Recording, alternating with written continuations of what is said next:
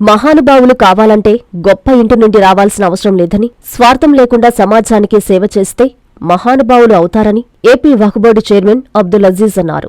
నెల్లూరు నగరంలోని మద్రాసు బస్టాండ్ వద్ద గల టంగుటూరి ప్రకాశం పంతులు విగ్రహానికి పూలమాలలు వేసి నివాళులర్పించారు. ఈ సందర్భంగా ఆయన మాట్లాడుతూ, దేశం కోసం ఆయన చేసిన త్యాగాల వల్లే 154 సంవత్సరాలు దాటినా మనం ఆయనను గుర్తుపెట్టుకుని ఉన్నామని అన్నారు.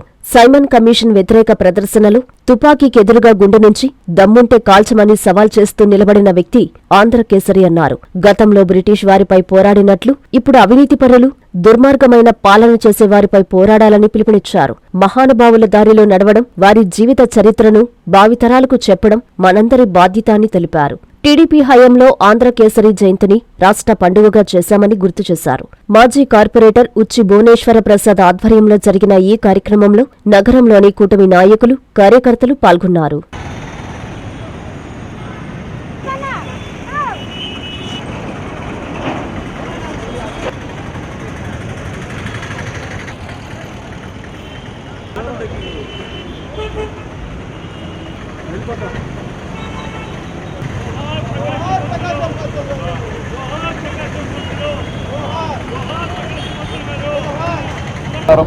ఈరోజు ఆంధ్రకేసరి అంటే ఆంధ్రప్రదేశ్ సింహం కీర్తిశేషులు మన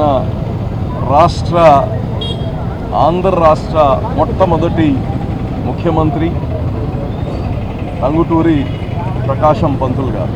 ఈరోజు ఆయన 154వ జయంతి ఘనంగా ఇక్కడ మనం నివాళులు అర్పించుకోవడం జరిగింది.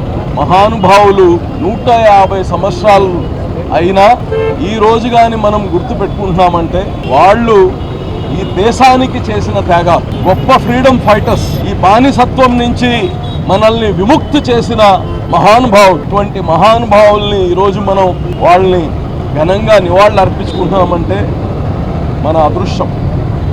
అయితే ఒక్కసారి ఆయన గురించి తెలుసుకుంటే, ఇంతటి మహానుభావులు అవ్వడానికి కావాల్సింది ఏంటంటే సెల్ఫ్లెస్గా సర్వీస్ చేయడం, స్వార్థం కాదు సమాజం.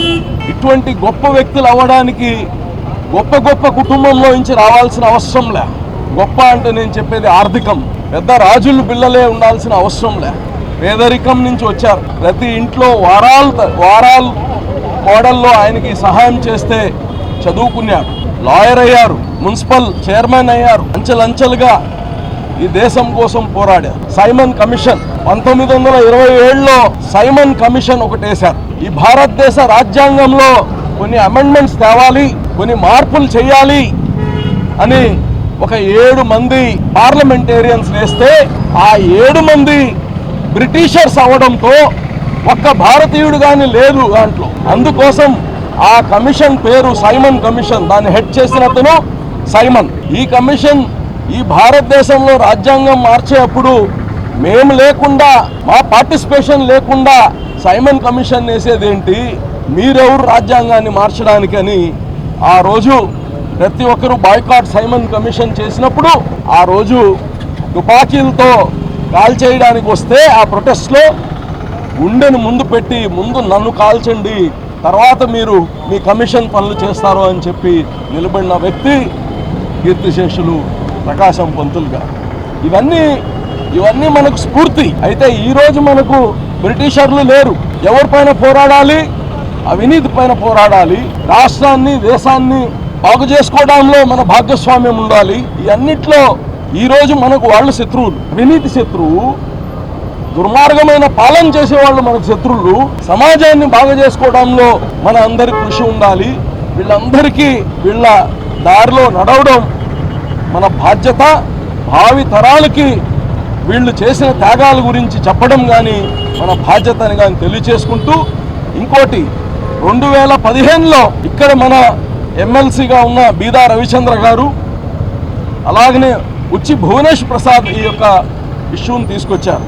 ఏమండి, ఆంధ్రకేసరి గారిని మనం ఇట్నే ఒక బొమ్మ పెట్టాము అంతేగాని ఆయన గురించి మళ్ళా మనం ఏం పట్టించుకోలేదు. అనేక ప్రభుత్వాలు వచ్చినా పట్టించుకోలేదు. తెలుగుదేశం ప్రభుత్వం తెలుగుతనానికి మనం బ్రాండ్ అంబాసిడర్సు. దానికి మనం ఆంధ్రకేసరి అయిన మన ప్రకాశం పంతులు గారి ఒక జన్మదినాన్ని రాష్ట్ర పండగ చేయాలని ముందుగా ఆ ప్రతిపాదన తెచ్చింది ఉచ్చి భువనేశ్వర్ ప్రసాద్. నిజంగా ఇటువంటి వ్యక్తులు కానీ సమాజంలో అవసరం.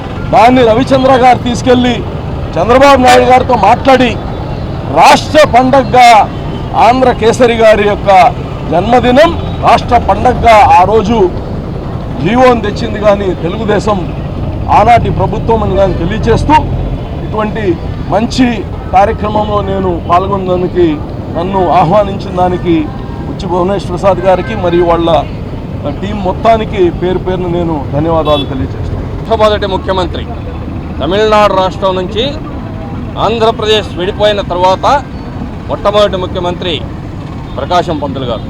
ఆయన 154వ జయంతి ఉత్సవానికి విచ్చేసినటువంటి మాజీ మేయర్, రాష్ట్ర వక్ఫ్ బోర్డ్ చైర్మన్ అజీజ్ గారికి, మిత్రులందరికీ కూడా ధన్యవాదాలు తెలియజేస్తూ, ఒక నీతి నిజాయితీ మూర్తీభవించినటువంటి వ్యక్తిని 150 సంవత్సరాలుగా ఆయన జన్మించి 150 సంవత్సరాలు దాదాపు చనిపోయి 70 సంవత్సరాలు అవుతా ఉంది.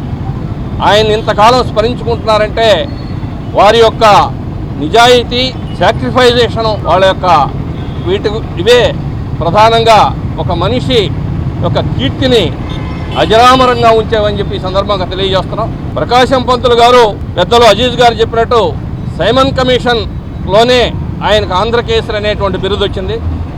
సైమన్ కమిషన్ను వ్యతిరేకించిన సందర్భంలో, ఒక ఉద్యమకారుని కాల్చేసిన సందర్భంలో ఎవరైనా సరే ఈ కాల్చిన శవాల దగ్గర కనుక వస్తే మిమ్మల్ని కూడా కాల్చేస్తామన్న సందర్భంలో గుండెలు చీల్చుకొని వెళ్ళి ఆ శవాన్ని భుజాన వేసుకొని తీసుకొచ్చిన సందర్భంలో అక్కడ ఉన్నటువంటి ఉద్యమకారులందరూ ప్రజలు ఆంధ్రకేసరి ఆంధ్రకేసరి అని చెప్పి నినదించడంతో ప్రకాశం పంతులు గారికి ఆంధ్రకేసరి అనే బిరుదు వచ్చింది. ఆనాటి నుంచి ప్రకాశం పంతులు కంటే కూడా ఆంధ్రకేసరి అనేటువంటి పదమే ఆయనకు పేరు ప్రఖ్యాతులు తెచ్చింది. ఈనాడు తెలుగు జాతి మనుగడ సాగించినంతకాలం, తెలుగు జాతి బ్రతికినంతకాలం, తెలుగునే 3 అక్షరాలు మనుగడ సాగించినంతకాలం ఈ జాతికి 4 మూల స్తంభాలైన 4 వ్యక్తులను గుర్తుంచుకోవాల్సిన అవసరం ఉంది. ఒకటి, ఈ రాష్ట్రం ప్రత్యేక రాష్ట్రం కోసం, ఆంధ్రుల ప్రత్యేక రాష్ట్రం కోసం ఆత్మ బలిదానం చేసిన పొట్టి శ్రీరాములు గారు, ధైర్యంతో నీతి నిజాయితీతో ఈ రాష్ట్రానికి మొదటి ముఖ్యమంత్రిగా నేటి యువతకు మార్గదర్శకంగా ఉన్నటువంటి ప్రకాశం పంతులు గారు, తెలుగువాడి వైభవాన్ని ప్రపంచవ్యాప్తంగా నినదించి ఆత్మగౌరవాన్ని కాపాడినటువంటి మాజీ ముఖ్యమంత్రి స్వర్గీయ ఎన్టీ రామారావు గారు, ఒక తెలుగువాడుగా ఈ దేశం ఆర్థికంగా దెబ్బతిన్న రోజున ప్రపంచం మెచ్చే విధంగా ఆర్థిక వ్యవస్థను స్థిరీకరించి ఈనాటికి కూడా ఆయన తెచ్చినటువంటి ఆర్థిక సంస్కరణల వల్ల ప్రపంచమంతా ఇబ్బంది పడ్డా కూడా భారతదేశం నిలదొక్కుకోగలిగిందంటే ఆ పివి నరసింహారావు గారిని. ఈ నలుగురిని ఈ తెలుగు జాతి ఉన్నంత వరకు మర్చిపోకూడదు. ఈ తెలుగు జాతి ఈ తెలుగునే 3 అక్షరాలు మనుగడ సాగించినంత వరకు కూడా ఈ నలుగురు 4 మూల స్తంభాలు ఈ తెలుగు జాతికి ఈ సందర్భంగా తెలియజేసుకుంటూ, అనేక మంది స్వాతంత్ర సమరయోధులు ప్రకాశం పంతులు గారితో పనిచేసినటువంటి వాళ్ళందరికీ కూడా నివాళులు అర్పిస్తూ, ఈ జాతి ప్రకాశం పంతుల యొక్క ఆదర్శంతో ఇకనైనా ఈనాడు మనం చూస్తూ ఉన్నటువంటి ఈ దోపిడీ విధానం నుంచి గత ప్రభుత్వంలో చూసాం, బయటకు వచ్చి ఈ యొక్క ప్రకాశం పంతుల ఆదర్శంగా యువత ఈ రాజకీయ ప్రక్షాళన చేయాలని చెప్పి సందర్భంగా విజ్ఞప్తి చేస్తాం. కందుకూరి ఫ్యామిలీ షాపింగ్ మాల్ లో అద్భుతమైన ఆషాఢం, అమోఘమైన శ్రావణం, ఆఫర్లు అనేకం, వస్త్రాలు సమ్మోహనం. 1295 రూపాయల చందేరి డిజిటల్ లంగా ఓణి సెట్ 695 రూపాయలకే, 1595 రూపాయల కావ్యాంజలి లంగా ఓణి సెట్ 995 రూపాయలకే, 1595 రూపాయల టిష్యూ జెరీ బ్రోకెట్ పట్టు శారీ 995 రూపాయలకే, 2495 రూపాయల కళాకృతి పట్టు శారీ 1595 రూపాయలకే, 3995 రూపాయల హెవీ రాకీ బ్లౌజ్ వర్క్ పట్టు శారీ 2595 రూపాయలకే, 345 రూపాయల ఐస్ మ్యాజిక్ సిల్క్ శారీ 245 రూపాయలకే, అహల్య 3-పీస్ సెట్ 395 రూపాయలు, ప్రేమిక ఏ-లైన్ కట్ టాప్స్ 395 రూపాయలు, 1+1 మీనాక్షి డ్రెస్ మెటీరియల్స్ 999 రూపాయలు, 2 కందుకూరి అల్ఫిన్ నైటీస్ 999 రూపాయలు, మెన్స్ బ్రాండెడ్ జీన్స్ పై 50% ఆఫ్, 1195 రూపాయల ఫంకీ జీన్స్ 795 రూపాయలకే, 1+1 కాటన్ ప్యాంట్స్ 999 రూపాయలు, 1+2 పీక్స్ క్యాజువల్ షర్ట్స్ 999 రూపాయలు, రేమండ్ జోడీ ప్యాక్ 595 రూపాయలు, ప్యూర్ కాటన్ బెడ్ షీట్స్ 149 రూపాయలు, కిడ్స్ వేర్ పై flat 50% off. Kandukuri family shopping mall, RTC దగ్గర, నెల్లూరు.